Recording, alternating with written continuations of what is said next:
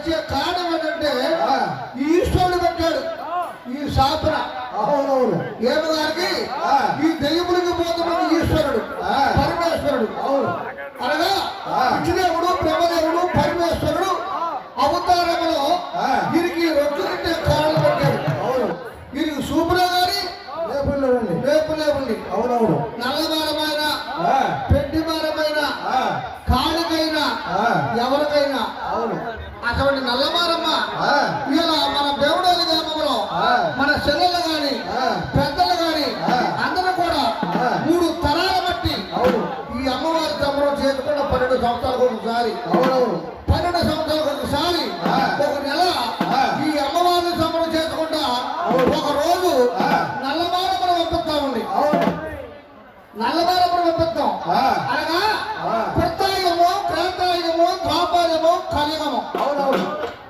కలియుగములో ఈ పెట్టిన శాపనార్థుని భగవంతుడు అంటే భగవంతుడు పెట్టలేదండి, అమ్మవారే పెట్టింది ఈ శాపనార్థంలో.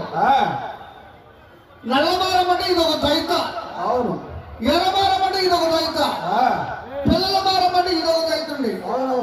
ఈ దైతులందరూ కూడా ఒకడే గంగరకి తమ్ముడు గడు పోతురాజు, అక్కడికి తమ్ముడు మిక్కిలి పోతురాజు. ఈ తల్లికి శాపనార్థులు. ఈ శాపనార్థంలో ఈ దెయ్యములకి పోతములకు బొమ్మరాచార్యుల్ని ఒక రోజున విష్ణు ఈశ్వరుడు పరమేశ్వరుడు పరిమారిపోయి ఒక మహారాజు గర్భవాసంలో వరపుత్రుడే జన్మించాడు. జన్మించి ఈ 9 మందిని మహారాజ్య రాజుల్ని కొరల వేశారు మన రాజు నుండి. అప్పుడు రాజు పరిపాలన. ఈ 9 మందిని కొరల వేస్తే మనం రేపొద్దున కొరలబడి చెప్తున్నాం కదండి. అటువంటి కొరలబడికి కొరల వేశారు రాజుల్ని.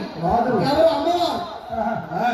కొన్ని రోజులు కలిసి కొన్ని రోజులు కొరలక మానేసినందువల్ల 9 మంది రాజులు తీసుకెళ్ళి అమ్మవారు కొరల వేసింది. ఈ రాజులు ఉత్తరేయండి. ఇది అన్నం లేనప్పుడు అన్నం పెట్టింది. ధనం లేనప్పుడు ధనం ఇచ్చింది. మేడ లేనప్పుడు మేడలు ఇచ్చింది. అటువంటి మహాతల్లిని కొలిచారు రాజులు. అప్పుడు రాజులే కొలిచారు కానీ ఎవరు కొలవలేదండి. రాజులే పరిపాలించారు. అటువంటి రాజులు కొలిచి అమ్మవారి ధనము ధాన్యము ద్రవ్యము మేడల మీద తీసుకుని అమ్మవారిని కోలని మానేసి పరమేశ్వరుడు పూజ చేస్తే మొదలెట్టారు. ఆయన కట్టుకున్నారు కాయవత్తము, పెట్టుకున్నారు పెట్టుకడి వేసుకున్నారు లింగాకారము వేసుకుని లింగబద్ధమై శివుని పూజ చేసుకుంటూ ఉంటుంటే వీరు 9 మందిని మహాతల్లి ఒక మాయి చేత ఒక సత్యము చేత తీసుకెళ్ళి కొర్లబడి మీద కొరలు వేసింది. ఎండిది కొర్రి, రాగిది కొర్రి, కంచిది కొర్రి, మిత్రుల కొర్రి, బంగారం కొర్రి, ఇటువంటి కొర్లబడి మీద మహాతల్లి కొరలు వేసింది.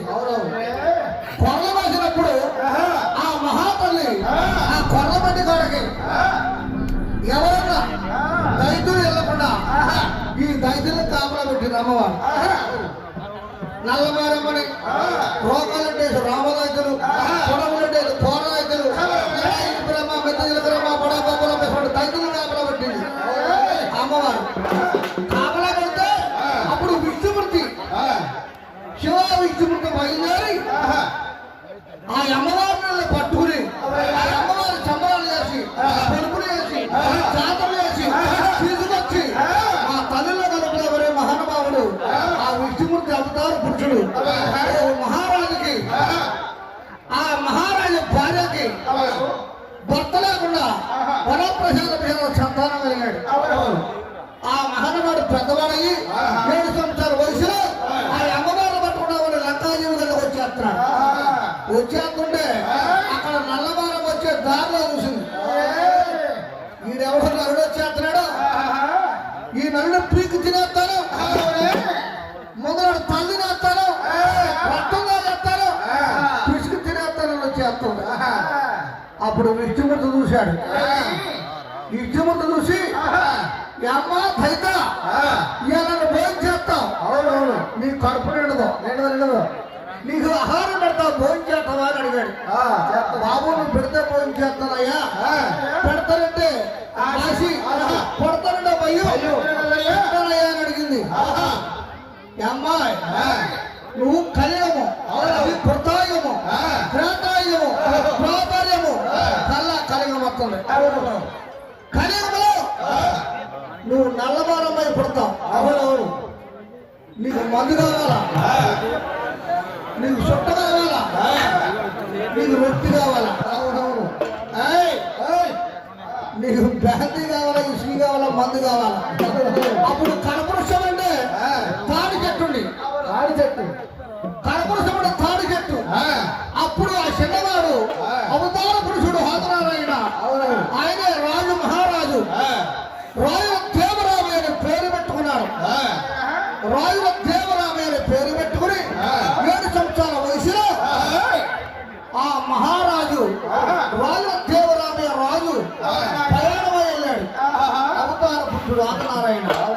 అప్పుడు కనపురుషంలో అమృతం ఉన్నది, అది దేవతలో వచ్చి పెట్టాడు. ఇప్పుడు మనకి ఏమి జల్లి మందించాడు. అలాగే ఈ దెయ్యమిది నల్లమారమ్మకి అప్పుడు నువ్వు తినమని కలియుగంలో జాతర చేస్తారు. ఎంతో మంది రాజులు ఉంటారు, ఎంతో మంది నదులు ఉంటారు. నీకు ఎంత పెట్టిన సాగు, నీకు ఎన్ని ఇచ్చిన సాగు, జీవాలు ఇచ్చిన సాగు, ఏమనిచ్చిన సాగు. నీ కలియుగంలో బంధు చుట్ట నీకు రొట్టు కారం ముద్ద పెడతారు. ఆ తింటే కానీ నీకు ఆహారం సరిపోదు. ఒక రోజు సంబరం చేసి నీకు నల్లశీర, నల్లరైక, నల్లగాజులు పెట్టి నువ్వు పంపుతారు పామలోడు. అప్పుడు నీకు సూపులే కానీ రేపులు లేవని పంపించేస్తున్నాడు. అలాగే ఈ నల్లగారం తీసుకొచ్చి మనం ఇక్కడ ఈ రోజు భీమవరంలో మహాతల్లి చల్లగా చూడాలా, మన పాడ